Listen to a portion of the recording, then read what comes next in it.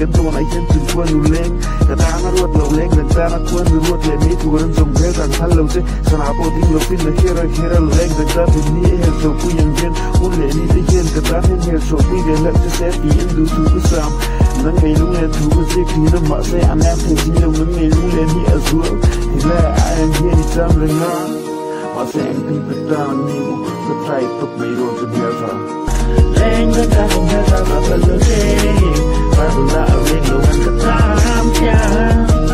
มาไม่ได้ก็ลาเสียงเอาอินดูสามโรเท่าท่า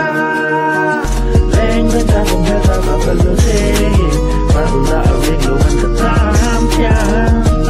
มาไม่ได้ก็ลาเสียงเอาอินดูสามโรเท่าท่าหัวเลือกแผลบ่อยใส่ที่เทียมพวกมาคุยได้เยอะกระตามมาไปแล้วโอ้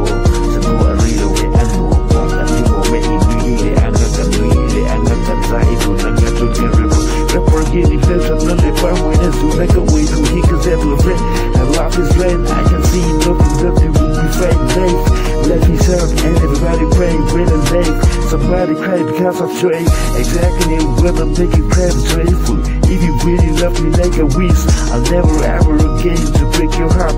like you don't know where this promise is I promise you again if you let me love you in the time I wanna make my time be with you let me reaching out ain't about no wins that people be with you fly away with the mong không có bài say I'm wrong but don't get to up mỗi ngày là cùng giàu tụi đi luôn không rắm ngày chỉ có thể quy được chuyện này mình suy rồi